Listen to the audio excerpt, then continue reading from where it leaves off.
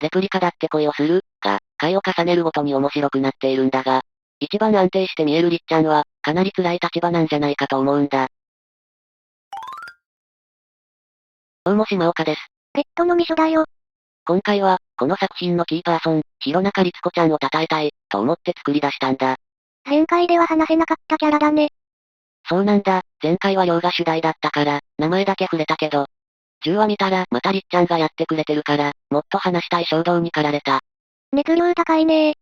特殊能力のない作品の中で、りっちゃんは相当優秀だぞ。性格も良いし、しかもオタクだ。はいはい。弘中律子ことりっちゃんは、1話から登場している主人公直の後輩だ。直人は小2からの知り合いで、文芸部に秋が入部するまでは、直と二人きりで仲良く活動していた。この作品、主人公カップルが二人とも、物静かなタイプで、感情表現も控えめだ。そこは好感持てるのだが、単調になりそうな空気を、楽しく湧き立たせてくれるのがりっちゃんだ。また、自己存在が危ういレプリカというシリアスなテーマで、暗くなることも多い中、りっちゃんのひょうきんさと明るさには何度も助けられた。ふんふん、そうなんだ。それだけでなく、りっちゃんは、クリエイターとして、作詞として、後輩として、舞台装置として、できるサブキャラなんだ。自作の小説を、落選しても諦めずに小説大賞に応募し続けているし、演劇の台本とそのスピンオフ小説も書き上げた。すごいね。素直で人懐っこいところは、後輩として最高だ。お菓子もくれる。いい子だね。実は、なおが素直とは別人なことには気がついていたのに、自分から言い出さないでいたんだ。この気遣い、自分なら、気がついたらすぐに口に出してそうだ。島岡は脳みそと口が、一直線だもんね。学校へ行けなくなってしまった直の家へ、秋と一緒に訪れた時も、二人を温泉まで送り届けたら学校へと去っていく。秋だけでも直は一緒に行っただろうに、空気を和ませるために、道行きに付き合ったんじゃないかな。すごい気遣い。単に直に会いたかっただけかもしれないが、それならそれでいい子だし。うん。さらに頭の回転の速さと行動力もすごい。まず廃部を免れるために計画立案。演劇部に関する情報を仕入れてきたのは秋だが、その情報を得て演劇部と共同の企画を立てる。演目は、前回やった衣装を使い回せるように竹取物語にして、舞台最後には文芸部販売のスピンオフ本の宣伝。チラシばらまき事件では、先輩二人が心配のあまり、自分のことではないのに、聞き取りと推理をして犯人にたどり着くんだ。また、接点が少なかったであろう、素直とも遊ぶ約束をしていた。おそらく今後の直との関係も考えての行動だろう。良い子すぎる。メタ視点でいくと、舞台装置としても重要だ。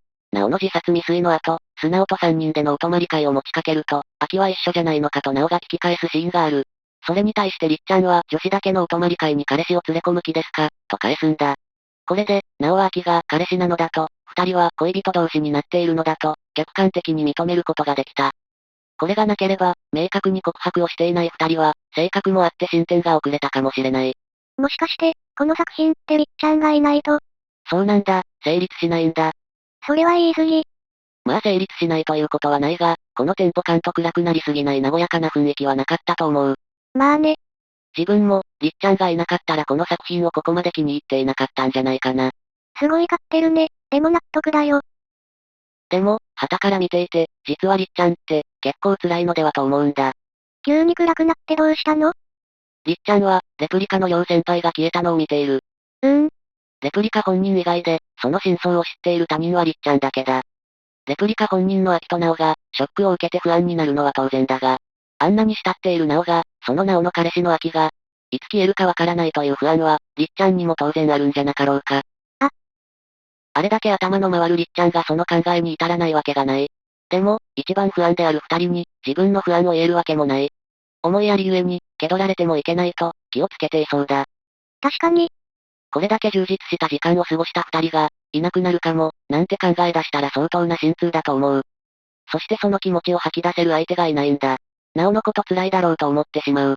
もしかしたら、素直に言ってるかもよ。